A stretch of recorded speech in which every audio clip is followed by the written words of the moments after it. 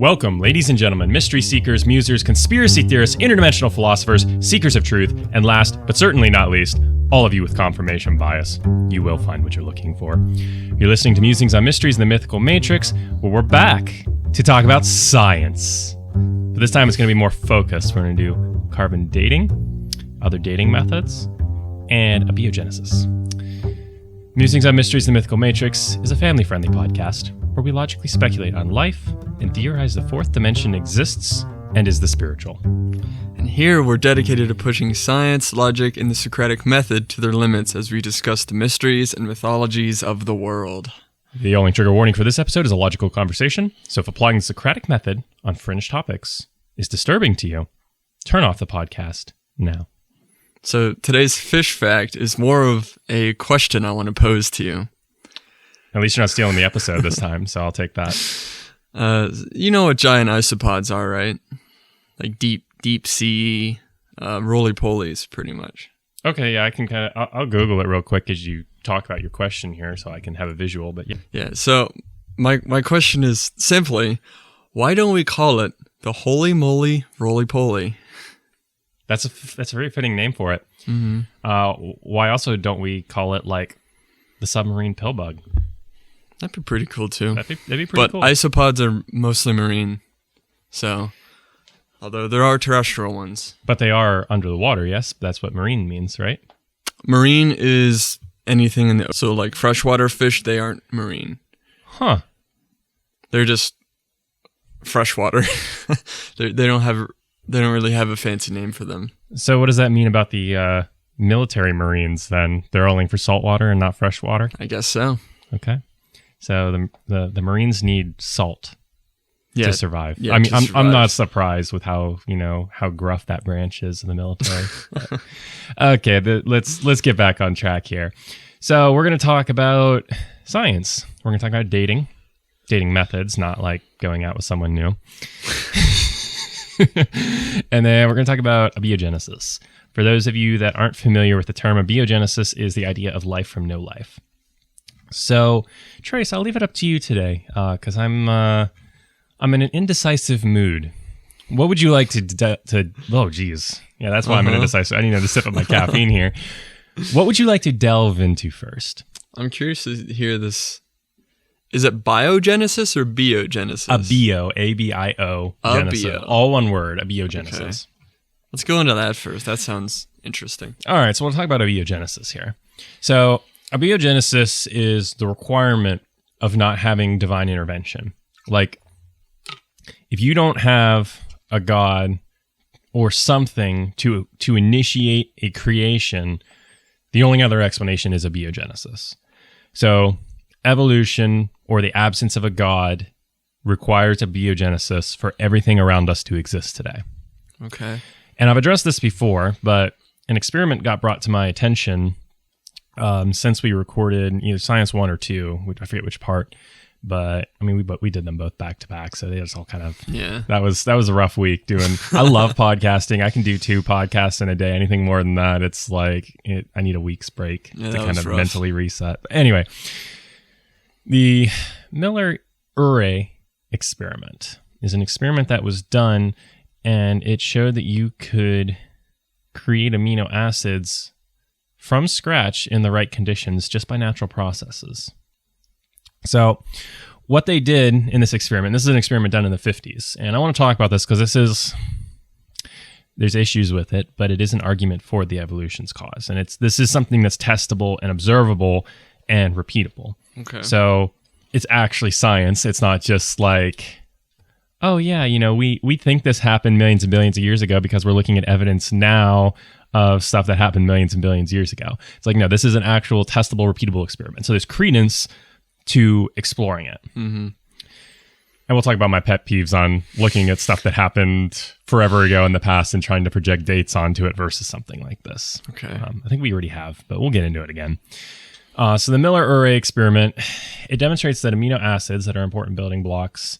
This is a quote here from NCBI. It's a longer block quote, but I'll read it and we'll talk about it. The classic Miller-Urey experiment demonstrated that amino acids, important building blocks of biological proteins, can be synthesized using simple starting materials under simulated prebiotic terrestrial conditions.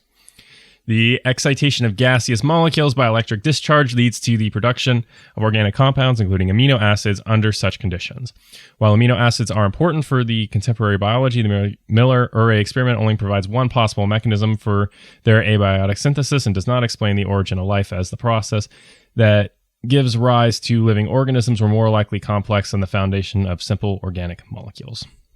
All right, so that's a lot of words. Yeah. Too bad you're not listening to all of them, because I saw you spacing out over there. So let's boil this down, Trace, literally, because they boiled water in their test tubes for this. Yeah. So they created like one of those like, what is it? Like all those glass tubes that kind of like form this really complex like atmosphere-like system. Like in chemistry, I think so. Like how they boil stuff and then the fumes will go up and then they'll distill down somewhere else. Yeah, lots of little twists. So that's what they did here. That's what the Miller-Urey experiment was. That's what it looked like. And what they did was back then they theorized it would have been the primordial life Earth. So Earth before life they theorized at that time. I think it's since changed from the evolutionary perspective. But at that time, they theorized it would have been a very moist environment with lightning, and that there would have been like areas of heat, and then that would boil the water potentially, put it into the atmosphere, and then, the whole cycle that we see here, with rain forming and all of that. So they kind of created a little mini, I don't know what the right word is, but a little mini pre-Earth environment that they theorized. Paleo environment. Yeah, they kind of created like what they theorized as a paleo environment. Thank you. Words are hard. So they created this paleo environment, right? And they had, I think they had like ammonia, and they had some other, base compounds in there. Okay. And they let them boil and diffuse. And then they also had electrical shocks going in intermittently to simulate like lightning. And so they introduced all of the effects that they believed would have been present in this pre-life Earth condition. And they found that these amino acids, which are the building blocks for proteins, were able to synthesize themselves and to start bonding together and forming under these conditions. So it is an interesting argument for the origin of life. But as this quote that I read discussed, and I don't think this was even a creationist source. I think that this was actually a modern mainstream. Yeah, it's the National Library of Medicine quote. They talk about here that the experiment only provides one possible mechanism for the synthesis of these amino acids, and it does not explain the origin of life, because it's a tiny step in the whole lengthy process. Yeah. So you've proved this one step, but you haven't proved abiogenesis by this experiment in any means. They talk about as well that they pre-assume certain conditions of what the Earth would have been like in this experiment. Mm-hmm. Now that perspective has shifted. I think that the more mainstream science, I could be wrong on this, I didn't really delve into this too much, but that there is... Mainstream science thinks that there is like maybe less water or something, or that certain compounds like ammonia might not have been like actually present. And so there's certain issues with this experiment now in reference to how we thought things were back then versus how we think things were back then now, if that makes sense. And I'm wording it that way for a very specific reason, that both these times, whether 1952 or 2024, we're making a massive assumption of what the conditions would have been like millions and billions of years ago before life existed, if that's even the course that nature took. Mm-hmm. We can't know for sure what conditions. Like even if we can prove that abiogenesis was 100% possible under certain conditions, we can never be sure that those conditions were the specific conditions that existed way back then, billions and billions of years ago, whenever life was supposed to have started. You see what I'm saying? Like this is great that we're trying to prove. Like I applaud this as a 6-day creationist Christian. I applaud this. This is good science right here. This is taking something, an idea like abiogenesis. Okay, how can we quantify this? How can we apply the scientific method of testing, observation, and repeatability to this idea?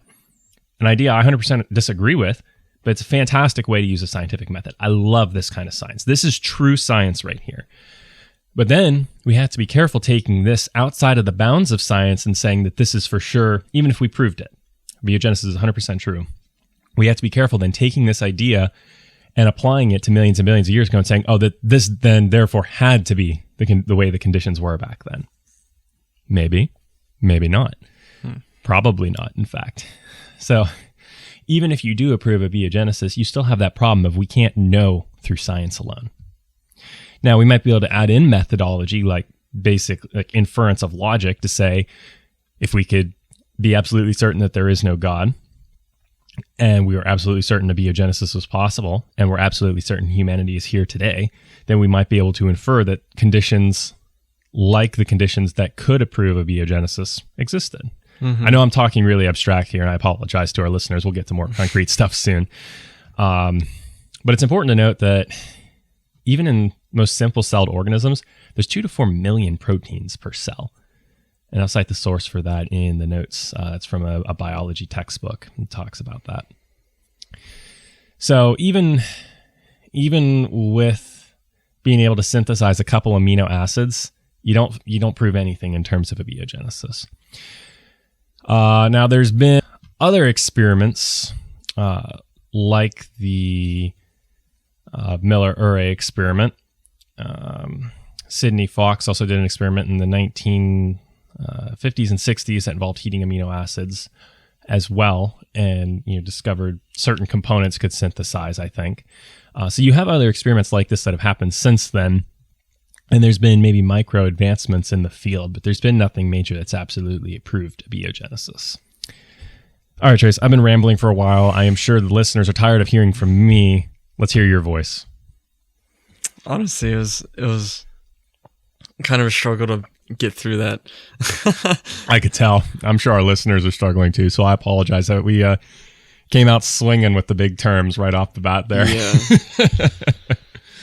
I mean, it's interesting for sure that there's an explanation here that we can actually test. So that's one step in the right direction there. That's the scientific methods. We got to be able to.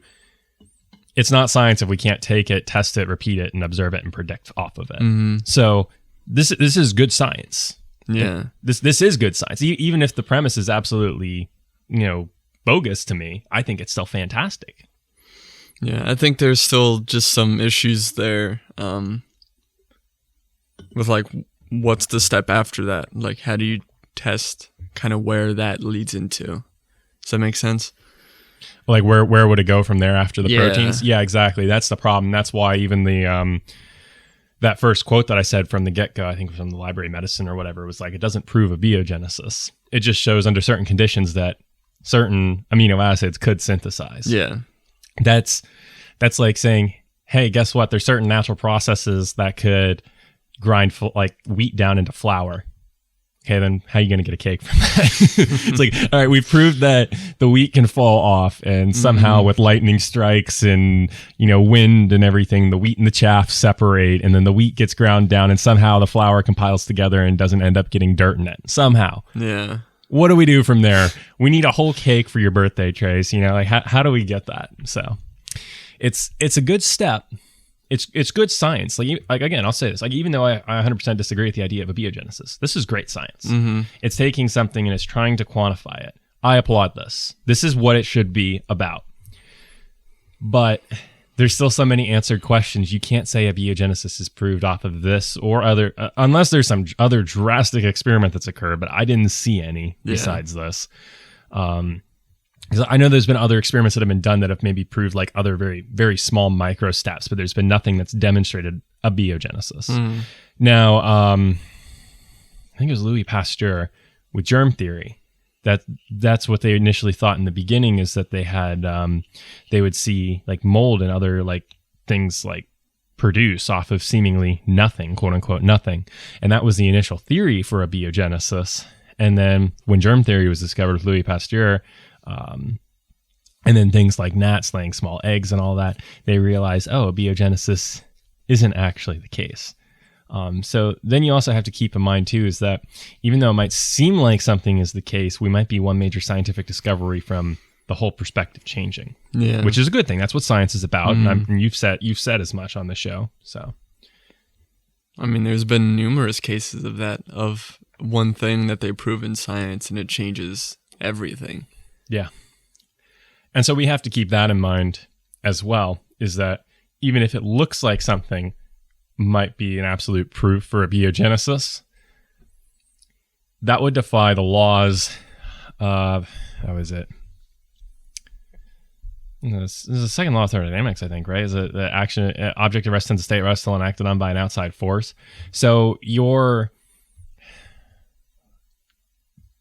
could argue that maybe abiogenesis is possible and would somehow be explained via that rule, but it's such a stretch that I would be wary, even if scientists were claiming that abiogenesis was absolutely proved via an experiment, because of stuff like Louis Pasteur discovering germ theory, and that noticing like mold growing on stuff was an explanation of, oh, look, it's abiogenesis happening. This is where life came from. In reality, oh no, it's just germ theory. We just didn't understand it back then. It's just how mold works. It's just how gnats lay eggs, and we just can't see the gnats' eggs. And so we think that there's gnats just evolving out of thin air, but in reality, they're from the parents. So we just have to be careful with making assumptions like that. So I looked up Answers in Genesis' response. Answers in Genesis. That's sure. Yeah, that sounds weird. I don't know. To the abiogenesis experiment, the Miller-Urey experiment. Apparently, when this experiment is actually talked about, there's a lot of information that's left out. For one, there were also toxic chemicals that were produced in the Miller-Urey experiment, like chemicals that would be adverse to life. So you had amino acids developing, but you also had adverse chemicals developing as well. And I'm not sure which specific ones, because I'm sure you probably have that question. But if they had like ammonia in there, I think they did. I might be wrong on that. That would be a potential, compound where you could end up with something like a derivative of like chlorine or something, maybe even stuff that's toxic to life. I'm not citing specifics here. I'm just kind of guessing. This was Answers in Genesis' argument against. Another important point they referenced is that they produced equal left and right-handed amino acids. So, I mean, for those of our listeners that aren't super familiar with chemistry, chemical structures bond in a very specific way. And depending on the actual compounds, they can bond in different ways. And mirrored images, amino acids, like amino acids that have the opposite chain, can actually be toxic. So you end up with equal left and right-handed. Okay, but some of these aren't going to be useful at all to forming life. So if they start bonding together, then you're going to have a destruction of any potential life organism, not a building up of that said organism. One final point that Answers in Genesis had is that even after refinements, scientists were only able to produce less than half of the 20 amino acids needed for life. So they weren't even able to produce everything in the Miller-Urey experiment. So I think these are all important distinctions to make as well. And I think it's interesting too. I do think that it's a little bit disingenuous, whether it's from Miller-Urey themselves, whether it's proponents of the theory in the scientific field, or whether it's just trolls online. Whoever you want to say it is, I think it's disingenuous to present the Miller-Urey experiment as a good argument for abiogenesis and leave out all this other information as well that Answers in Genesis touched on. Yeah. Because then that's confirmation bias, where you're like, oh, look, see, we can produce a couple amino acids via natural processes. Well, yeah, did you talk about everything else that is detrimental in that said process? No? Okay, that's confirmation bias there. You will find what you're looking for. Oh, man, dude. Confirmation bias is strong these days. So this is from a biologist and a theologian, Jonathan Wells, who is a proponent of divine origin for life. He says in response to the Miller-Urey experiment and all these other experiments, I believe, so we remain profoundly ignorant of how life originated. So yes, there is scientific research going on. Awesome. But we still have a lot of unanswered questions. Trace is giving me the blank stare as I'm saying all of this. You need some caffeine or something, buddy? I'm confused. I thought I was... What?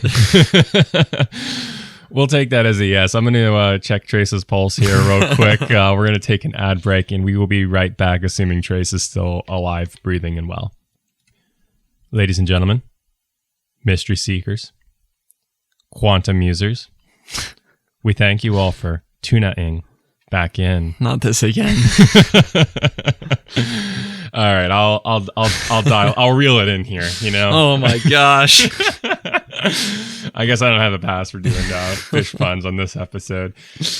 Anyway, all right, so we are back. I realized. Okay. I talked about this in the last episode. I know a lot of you might not have tuned in on the last episode, which Trace hates you forever if you didn't, because that was his first ever led episode about fish. I'll hunt you down. Yeah. He'll fish you out. He'll cast the net, and I need to stop. Our listeners are just going to turn off the show. But we talked about from here on out, we're going to do updates and stuff at the end of the show.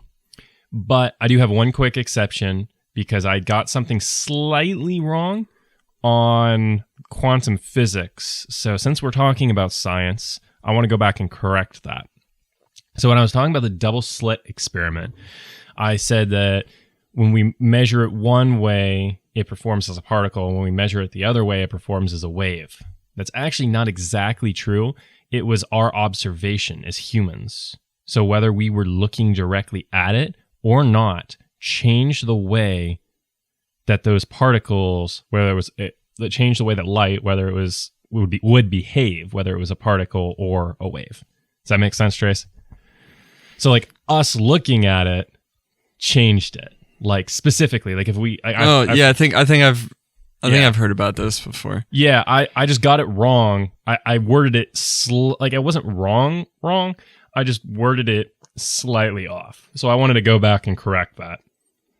Okay. Just so our listeners are aware, for future reference, and to show that I'm a fallible human being and I can make mistakes sometimes, all of the time.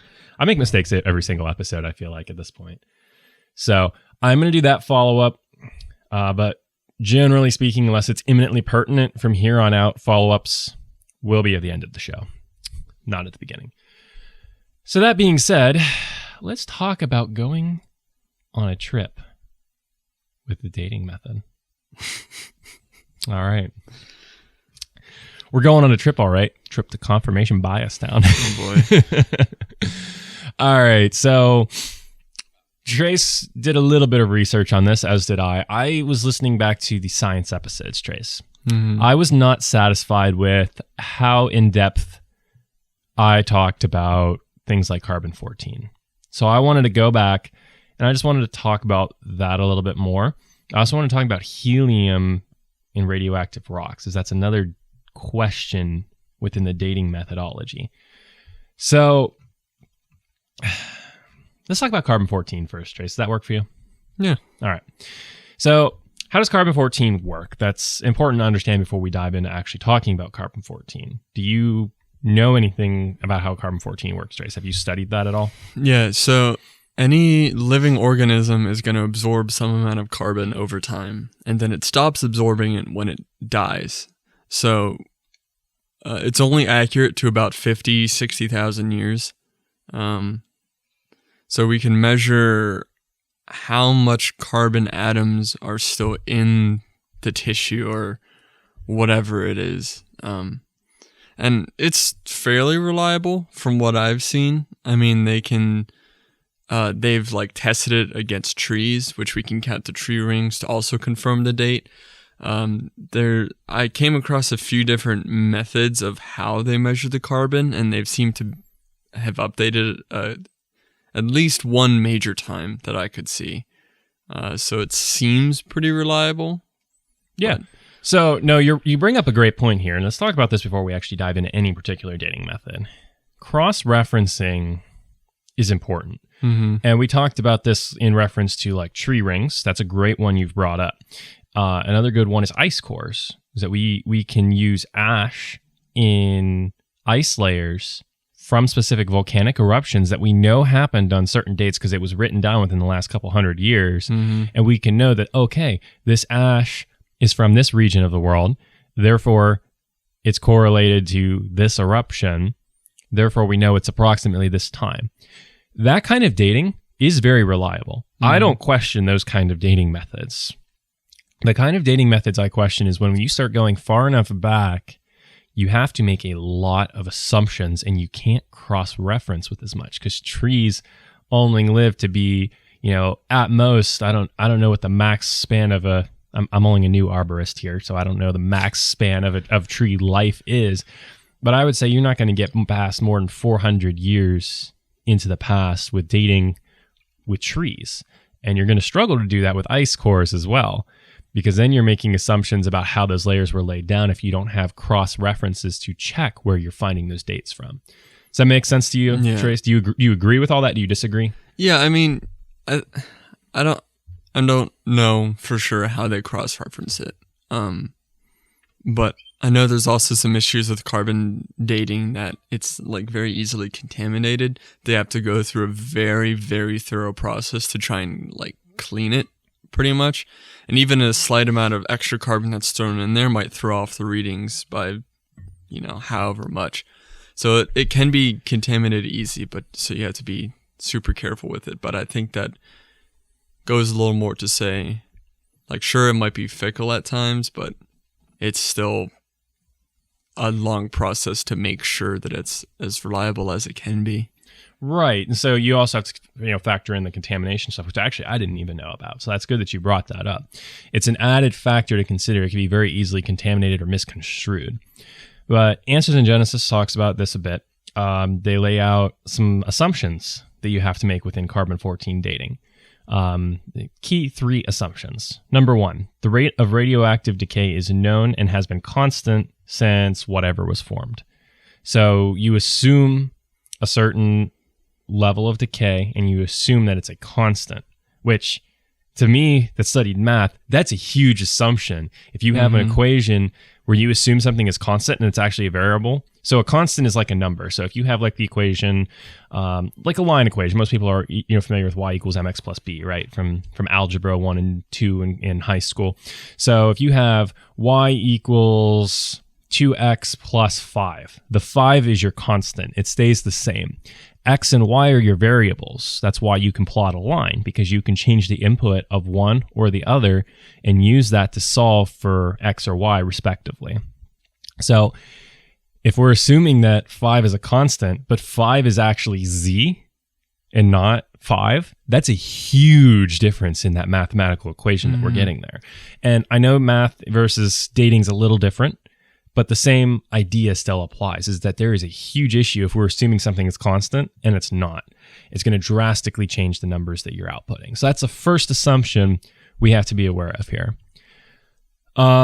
This one I didn't understand as much. You just got back from your fish nerd trip and they talked about geology, so maybe you can help out here. Okay. There has been no loss or gain of the parent or daughter isotopes from the rock. I couldn't tell you, really. We need to get a rock nerd. We just got into the basics of some marine geology, and even then it was a struggle for me. As I've said to you before, I am not a geologist. Neither am I. Neither is Sheldon Cooper from The Big Bang. He does not like geology, so I feel like I'm in good company there. All right, so we're just going to bypass that point. That's another assumption that might mean something to geologists out there, but to me it means very little. Well, I want to go back a little bit. I'm trying to find like how they know that carbon-14 is constant. All I'm seeing is that, oh yeah, it is constant.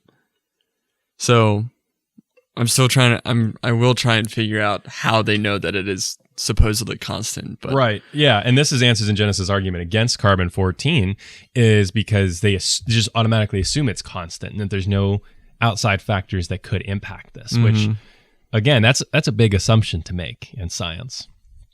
This one also talks about isotopes. So the third assumption, this is the last assumptions of carbon-14 according to Answers in Genesis. The amounts of parent and daughter isotopes present when the rock formed are known. So you're assuming you actually have your starting point right when you could have a very different starting point. Try to say something smart. I'm going to look up what an isotope is.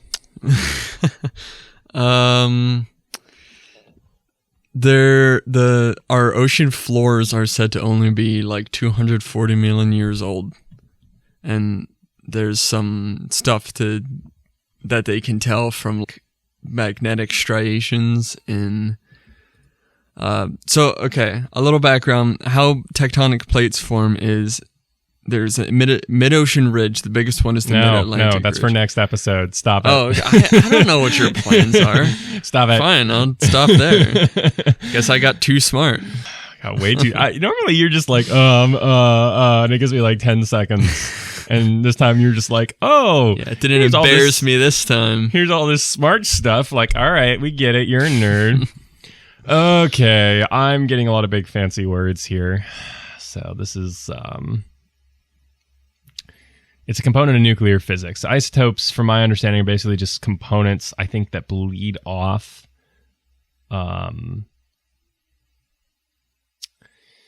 Yeah, I'm not satisfied with this. I'm not going to put out bad information. We're going to take a quick ad break. I'm going to look at isotopes. We're going to come back with a solid definition. Okay. All right. So we know what isotopes are. Yeah, I'm stupid.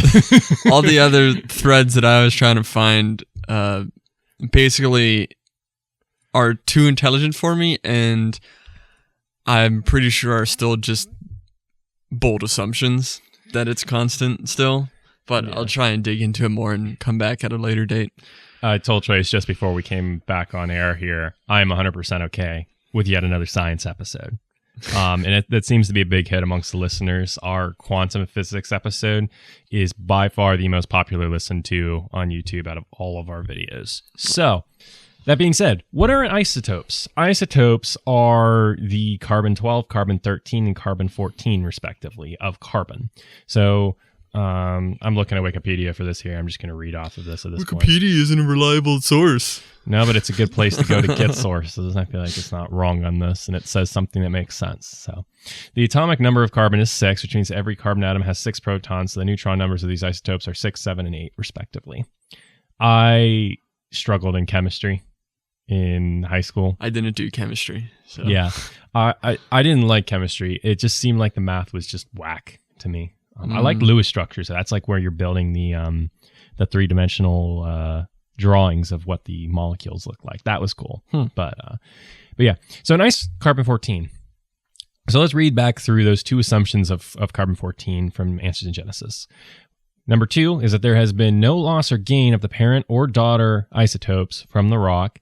And number 3 is the amount of parent-daughter isotopes present when the rock formed are known. So I think this is specifically talking about like fossils or coal or something like that here. But you have these number of assumptions that the residual or I guess the daughter is talking about like the aftermath and the parents talking about the precursor.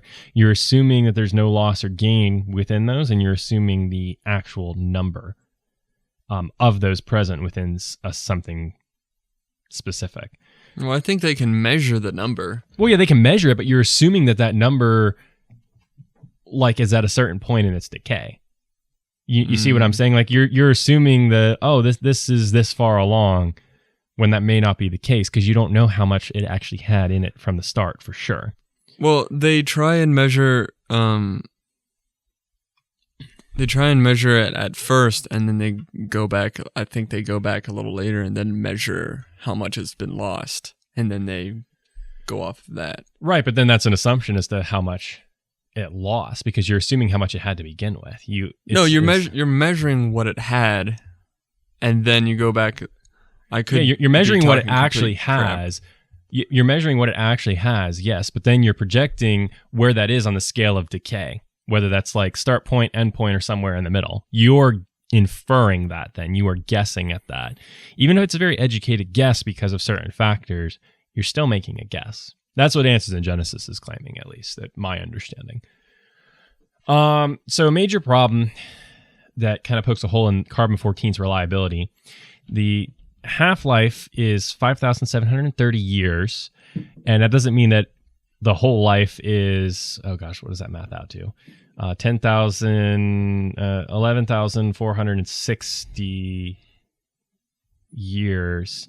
That's not the whole life. Half-life is exponential decay. So exponential is like where you have that curvature where it drops way down and then it infinitely approaches like zero. That's exponential.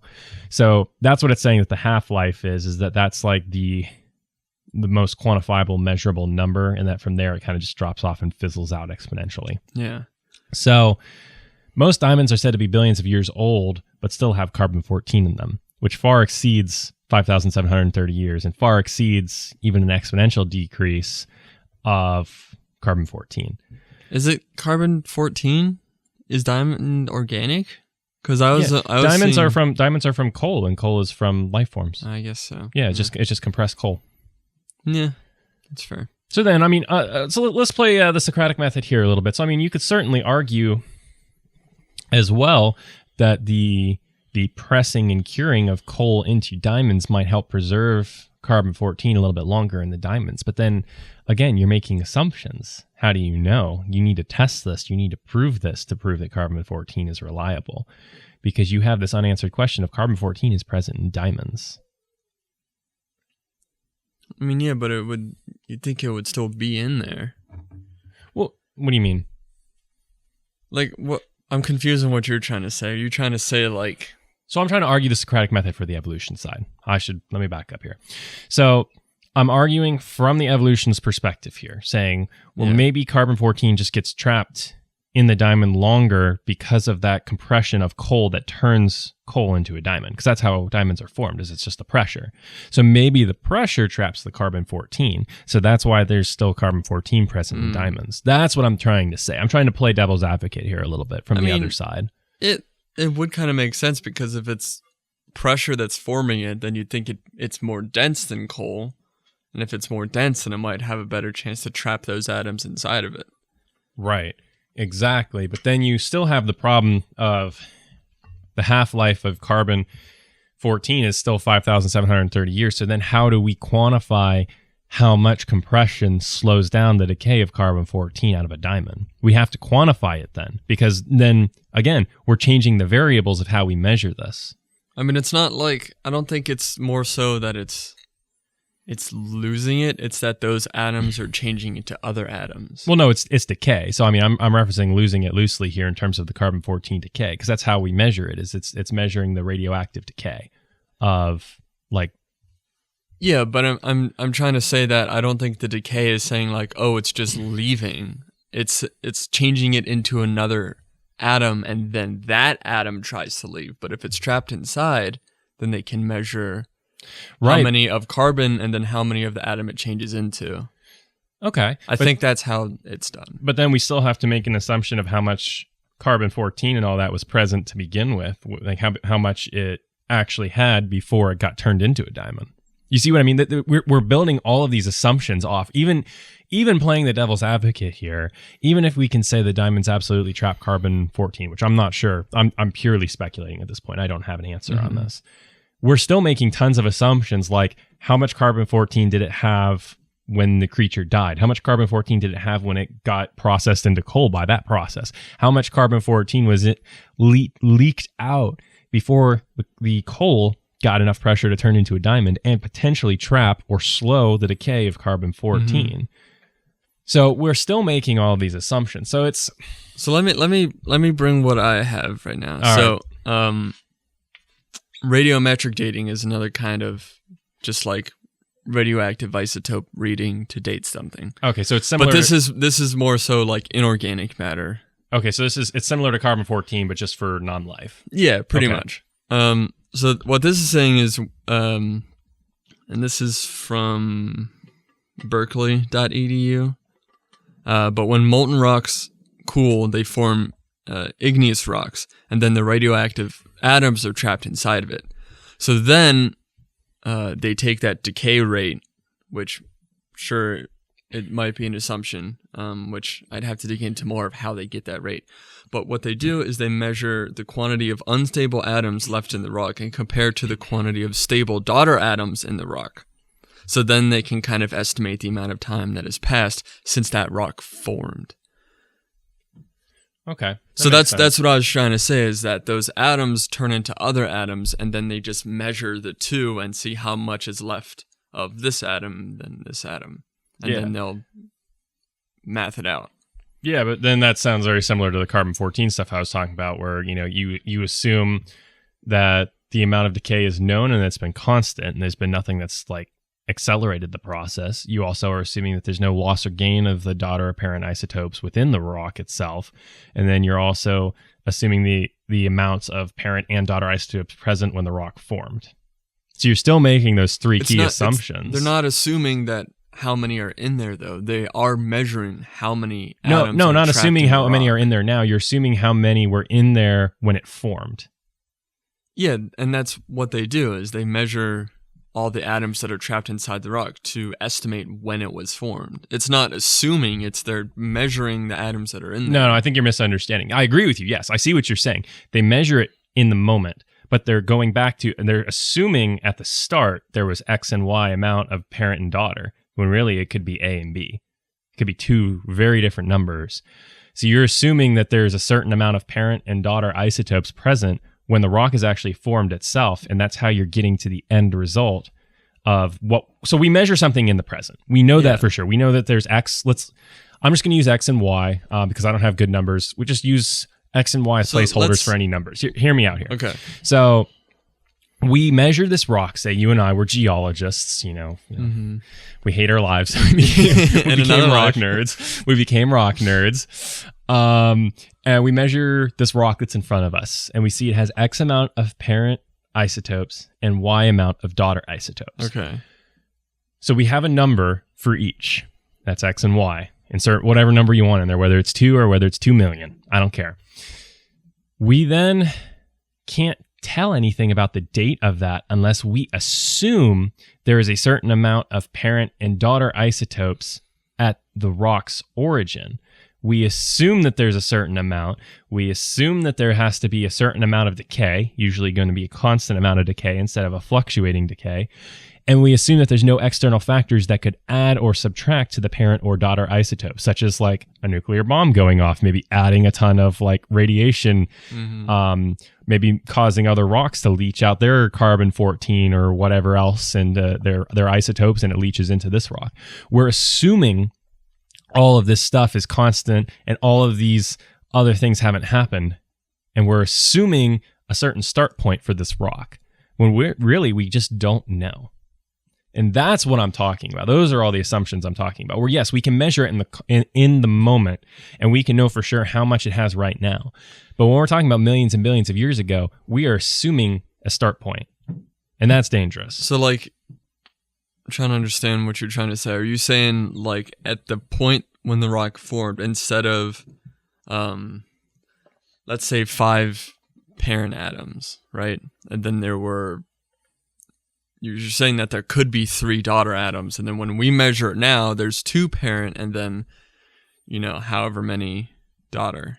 Yeah. So like you're saying there could be daughter atoms trapped in there when it formed, and that might interrupt it, instead of us saying like there was just the parent atom in there and then the daughter atoms formed. Yes, so that's kind of points 2 and 3 blurred together. And then there's the assumption of the assumption of a constant decay, but then there's I totally lost. I had it and then I lost it like entirely. You summed up 2 and 3, so you're on the right track. So yeah, I think we're on kind of the same page. Okay, maybe. Yeah. So, but then you're also let's say we measure it right now and it has 8 daughters and 2 parents. Yeah. We then have to assume what it is when it is formed. To say we assume that it's 5 parent and 5 daughter, and that what did I say, 2 and 8? Yeah. So then those 3 parent have to turn into 3 daughter isotopes. I'm really boiling this down. I'm sure it's a lot more complex than that. Mm-hmm. So we assume that based off of our assumption that there was 5 and 5 to start with. But what if it already had 2 and 8 to start with? Or maybe it was just 3 and 7, and so only 1 changed. That's what I'm talking about when I'm saying we can measure it in the present, know what it is right now, but we can't go back to the beginning and see what it was when we started. Yeah. So that's what I'm trying to get at here. So long way to circle around here. I also want to say we're not professionals on this matter. So no, don't quote us. We definitely Please aren't. do not quote us. Please, I'm begging. If you know a lot about rocks, email us at m.quad.musings@gmail.com. Tell us how wrong we are, please. We are wrong 75% of the time. Probably. So You have anything else on carbon-14 and general isotopes? I'm going to move into helium radioactive dating. I did see that a way they measure when fossils are, which I didn't really know this, is they'll measure the rocks on top of it and underneath it, and then they'll estimate those dates, and then every fossil in between.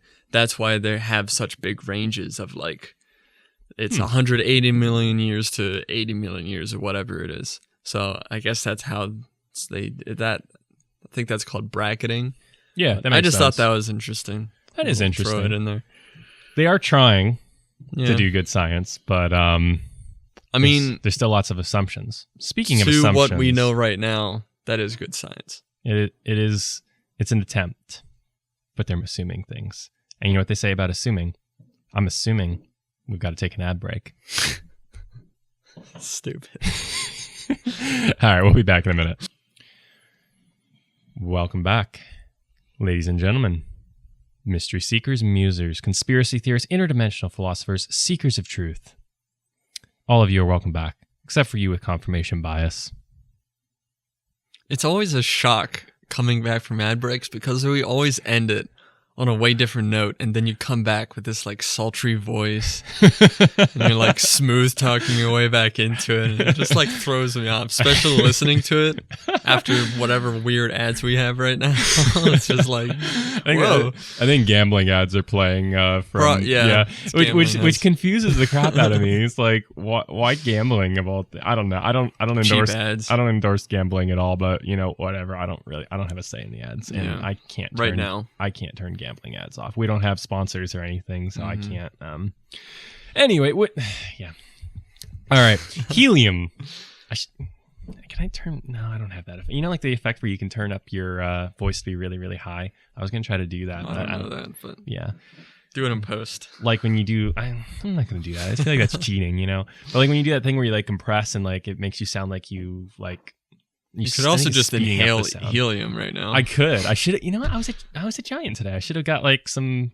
Anyway, I apologize, mystery seekers and musers. We are getting way off topic here. Helium. That's not. No. I'm not editing that out. People can laugh at me. I don't care. Okay. I've done Elmo impressions before, and I'll stand by it.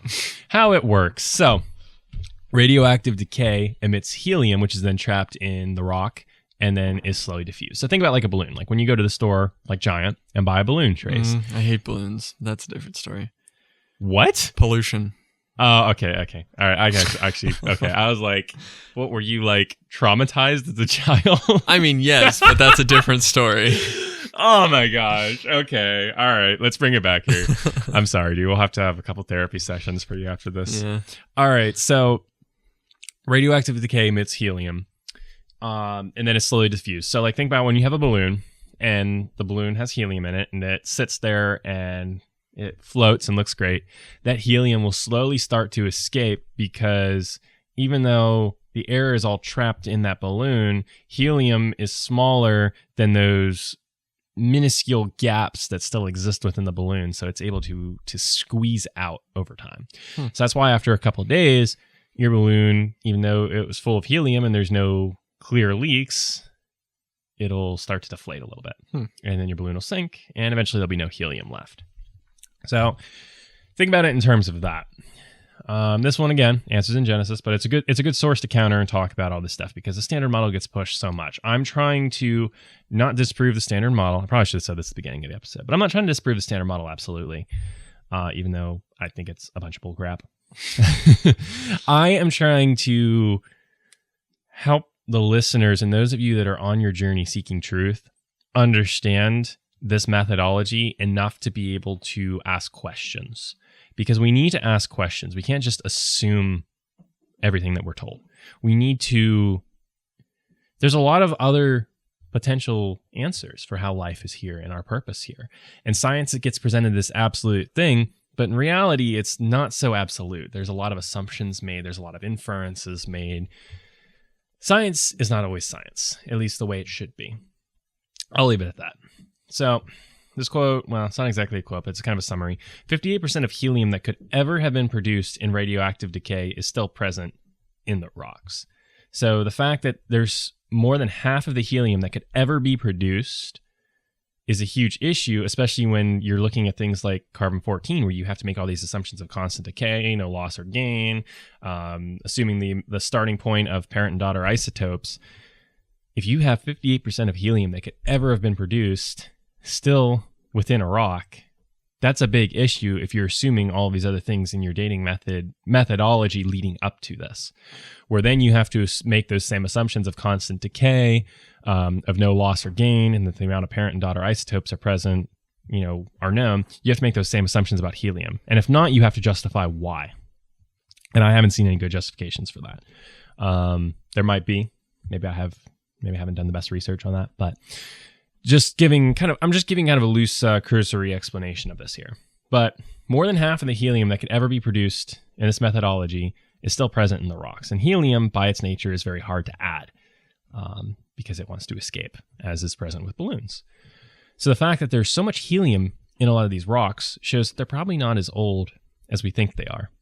And so that's a big issue when you're looking for cross-referencing with talking about more recent dating methods, like we talked about to start this conversation, Trace, like with trees, looking at tree rings and using that to cross-reference with dating, or using ice cores and using that to cross-reference with dating, and looking at eruptions like Krakatoa and using that as a reference point because we have documentation of when that specifically happened, and saying, okay, this ash is from Krakatoa, so we know it's approximately this range of time, within a couple of years for this ash to drift and freeze into this layer. So I mean, that is the good kind of dating to use, what I just talked about there. But then when you look at this and how much helium is still in the rocks, this is a huge issue then, because then we don't have something that's constant to compare with carbon-14. We have something that actually contradicts carbon-14, and we don't have other good methodologies to compare with because we have so many constants and assumptions that could be variables present in them. And so this is where there's a lot of science I trust. I trust concrete true science. This is not true science. This is assumption science. This is inference science, which can be right, but it could also be wrong. It's a guess. It's not true science in the forms of observation, testing, repeatability, predictability. It's different, and it gets presented as the same. And that is what I have an issue with when it comes to the standard model, is people say the word science. So what do you think of when I say science, Trace? What do you have a visual that comes to mind when I say the word science? What comes to mind? Oh, I mean, depends on the topic, I guess. But if I just say science right now, and I'm just staring at you, take away the context of this conversation. If I just say science, what comes to mind when I say that word? Marine science stuff. Okay, yeah. But I'm kind of hardwired that way. So. Fish nerd. For me, what comes to mind is people in white lab coats with test tubes doing tests. Observing things in the present. Yeah, that's the visual that comes to my mind when I hear science. This dating methodology, that's not that kind of science. It's inference and guessing. It's probability. That's a huge difference than testing, observation, repeatability, predictability, which is what science truly is. This isn't that. These are two different types of science, but all gets lumped under the same word of science. And that is the issue I have with the dating method. So I'll leave it at that on that topic. Do you have anything you want to add, or cool with you if I shift gears? Shift away. All right, I'm going to hit a couple final points here, and we'll be wrapping up this episode. We're actually at about an hour, so that panned out pretty well. I wasn't sure how long that would be, but man, I'm getting good at these episodes being just spot on about an hour 15. A lot of ads. Yeah, and ads. So yeah. One point I'm going to hit on, I already touched on this, but I'm just going to reiterate this with an actual source. DNA contains a lot more information than any of our computers can hold. In fact, DNA is at least 1,000 times fold more dense than the most compact solid state hard drive that we have today. And this comes from Harvard EDU. And I should have said this at the beginning. Everything I've been citing, every single article, I have it all saved up in my notes. So there's going to be a ton of stuff in the show notes where you can click and go to these articles yourself, and you can check these sources out. And if you see problems with them, please email me at m.quad.musings@gmail.com and tell me how wrong I am. But yeah, so that's really all I got to say about DNA, is that it's a very, very dense form of information. And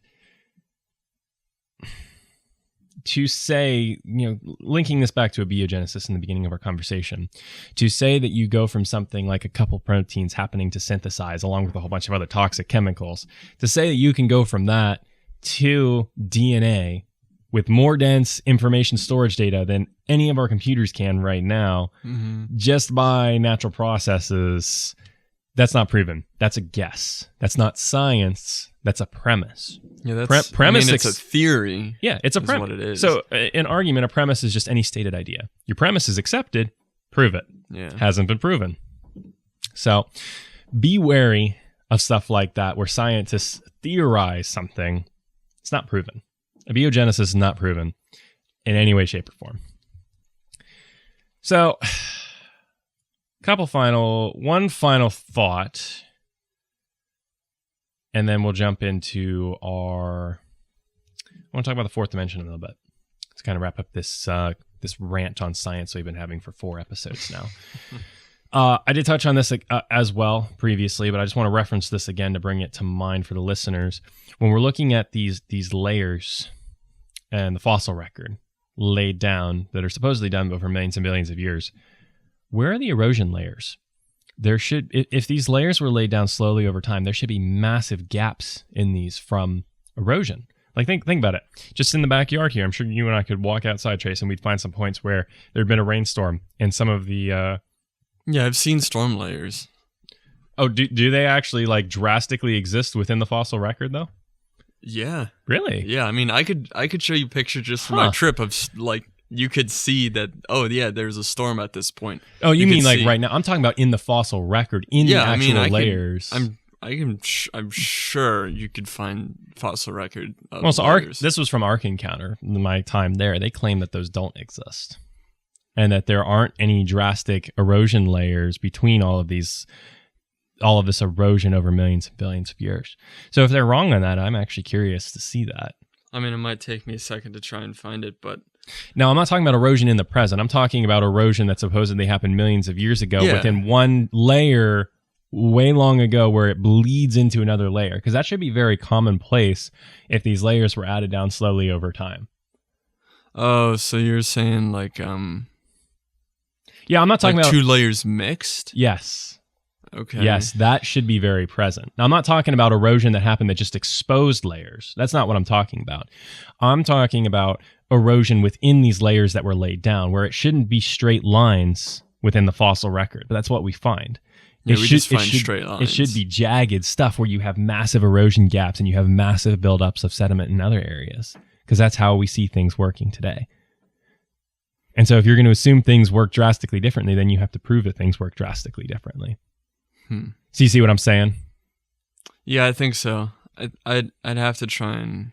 Hey, if you got a counter argument to that, please bring it. And if you as the listener have a counter argument, again, m.quad.musings@gmail.com. I'm going to keep saying it till someone emails me, because I've gotten lots of comments on all the videos and stuff I've put out. I haven't gotten an email yet. So I really hope that our first emailer isn't a troll that uses a whole bunch of logical fallacies. I'm going to be really heartbroken if that's the case. But aside from that, I feel like I'm going to be really excited first time someone emails into the show and has a question, or says something like actually intelligent. Yeah, I didn't want to say actually intelligent, but that's exactly what I was thinking, because I didn't want to be mean. But logical fallacies aren't intelligent. So if you have something to contribute that's actually intelligent, fantastic, bring it. If all you got is logical fallacies, I'm just going to laugh at the email and delete it and move on. I might vaguely reference it on the show and be like, yeah, someone emailed me, had a whole bunch of logical fallacies. Yeah. And then I might use them as examples without naming the person. So we need to do a logical fallacy series. That's going to be a filler episode coming up, because I was talking to a friend of mine, and this is no fault of his, but he wasn't familiar with the term logical fallacy. He didn't know what they were. So I feel like there's a lack of understanding on the topic. And so people go about life thinking that logical fallacies are a great way to navigate life, and they're not. And I think some logical fallacies would shock people, because a lot of people don't know. So we're in a new logical fallacy series. Oh, that being said, Trace, you're staring at your phone a lot, so you got something to add for us? No, I'm still trying to find something, but it might take me a little while to dig it up, because everything's being very vague so far. Sounds about right. All right, Trace, we got a choice here. And your choice will be ingrained in time forever in the annals of the show. No pressure or anything. No pressure at all. So I have one last thing I want to talk about, and it's how do we quantify the fourth dimension / spiritual? Because that's the whole, like, the main premise of our show. Do you want to talk about that on this episode? Because right now, without ads, we are just about to hit an hour. Do you want to do that this episode, or do you want to do that in the musings episode we have coming up next? I feel like that's more of a musings episode. Okay. So I feel it does relate to science, because we're going to talk about how we can actually correlate science to the idea of the spiritual and how we would be able to do testing and observation of the fourth dimension / spiritual, if those are even the same thing. Yeah, but that's more so music. Yeah. So. But no, it is, no. Yes, I'm agreeing with you. I'm explaining for our listeners. Okay. We're going to, the next episode is going to be a musings episode. It's going to be our first time doing one, and we'll explain what that is when we get there. Because I'm excited for that. It's going to be a lot of fun. I don't even know what it is. I have enough. I'll just tune in next episode. It's going to be, for those of you that like tangents and have ADHD, you're going to love it. For everyone else that likes a lot of order, you're going to hate it. So, but still give it a listen. You might like it. I might be wrong. This is a podcast just for people with ADHD. I have OCD, not ADHD. Well, then I guess we're complete opposites here. Yeah, I'm pretty neurodivergent myself. So I haven't been officially tested to say I have OCD, but I have like every single symptom, or have had every single symptom within the DSM-5 at some point or another, and I've learned to manage them. So I mean, I used to take meds as a kid for ADHD, so yeah, so you pretty sure I've got it. Yeah, if they gave you meds, you're definitely diagnosed with ADHD. I got meds for something. I don't know what. I called them my boring pills. All right. Anyway, so we're not going to talk about it this episode, but we're going to talk about how to quantify the spiritual next episode. It is a science topic. It will be a continuation of our idea from this episode of talking about science, but we're just going to bleed it over into musings. So we're not done talking about science, but we're done with the episode that's titled that we're talking about science. Make sense? Sure. All right. We're going to take an ad break. We'll be right back. Okay. You said K a little too early. I was trying to bring us back, you know? You gotta give me a second to respond. All right. Well, Trace ruined it. I was going to try to use my sultry voice to talk all mellow and bring you back in gently. But apparently not. Apparently we're just going to ruin it. It's fine. I'm not salty at all, like a fish in seawater, about Trace stealing that last episode, because that last episode was supposed to be this episode. So that's all right. It is what it is. So this will be the section where we have follow-ups. I have 0 follow-ups because we're going to do a musings episode next. We're literally, it'll be published. Oh boy. It'll be published on the 28th of August, 2024. Musings will be published on September 4th, 2024, but we're going to record them back to back, so that way we can build up a little bit back catalog for when we get busier in the coming season, because my schedule and Trace's schedule, it's going to be busy. Yeah. So back catalog is always good. In between, I guess I'll put this plug in here. Next week is going to be a special week for Musings on Mysteries in the Mythical Matrix, Trace. And I've talked to you about this vaguely before, but I'm going to enunciate it here. It is going to be our first ever live show. Oh, boy. Where it'll be recorded onto YouTube and Spotify, but we will be live streaming the episode with a very special guest who has a PhD in history to talk to us about historical validity of documents. So if you're listening to that, if you're listening to this episode before 31st, we'll probably record that around 1 or 2 p.m. Eastern time on the 31st. If you're listening before then and you want to tune in live and you want to heckle us live, look us up on Facebook, because it'll only be on Facebook. Musings on Mysteries in the Mythical Matrix, M-Quad. Type that in. We're going to pop up. Give us a follow there. And I'm not going to spoil who our guest is. Very special guest. We could do an Instagram live too.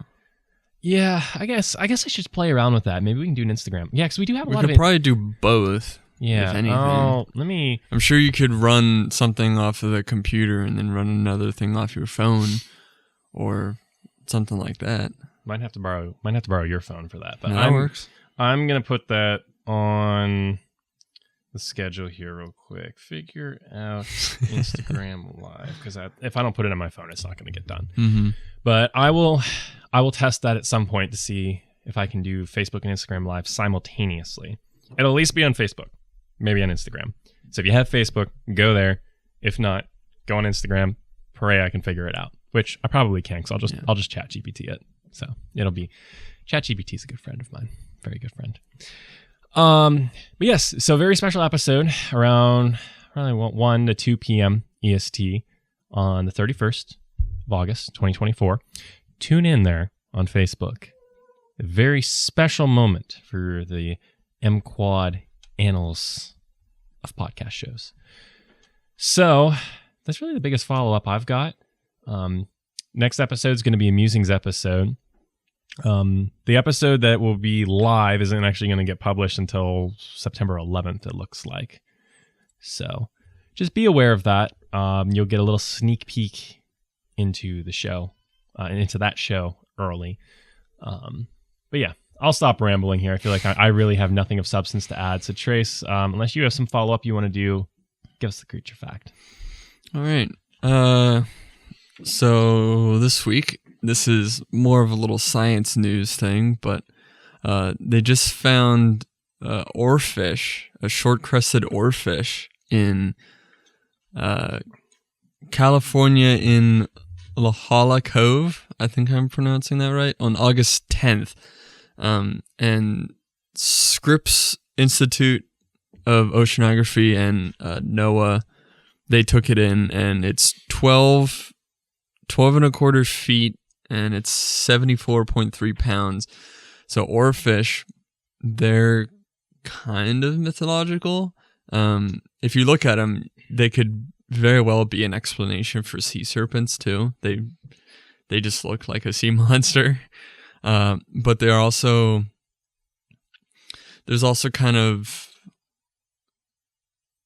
like folklore surrounding them in Japan about that they would appear whenever there was a natural disaster coming, which might just be because animals seem to have some sixth sense to detect natural disasters and stuff like that. But pretty cool. They're very rare to find, so really cool to add that into a collection and study it. And they even did a cool I'm trying to find what it's called, but they covered it with like paint, and then they pressed it onto a piece of paper and like a form of, it's like Japanese art, I think is what I saw. That's really cool. Yeah, so I was showing a picture of it. That looks vaguely like the what was the sea monster you talked about last episode that I got really excited for, the Daedalus or whatever? Yeah, the Daedalus story. Yeah, it almost looked vaguely like that. Vaguely. I mean, yeah, you can kind of see it there. Yeah, but potentially. I'm sure there's all kinds of other things that might be equated to. Yeah. But yeah. Well, I think that's it.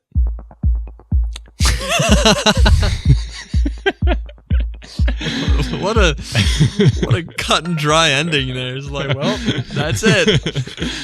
All right. Thanks for tuning in. You can find us at Instagram and TikTok at m.quad.musings. You can find us on Facebook at Musings and Mysteries, the Mythical Matrix, mquad. You can email us at m.quad.musings@gmail.com. We thank you for listening above the earth, below the earth, or on the earth from your quantum cave, quantumly transcending time. We invite you to correspond with us and send us your confessions, concessions, contentions, constraints, whatever bothers you about this show, whatever you like about this show, to m.quad.musings@gmail.com. And we invite you to quantumly transcend time and interact with us on this episode. Toodles. Have a good night.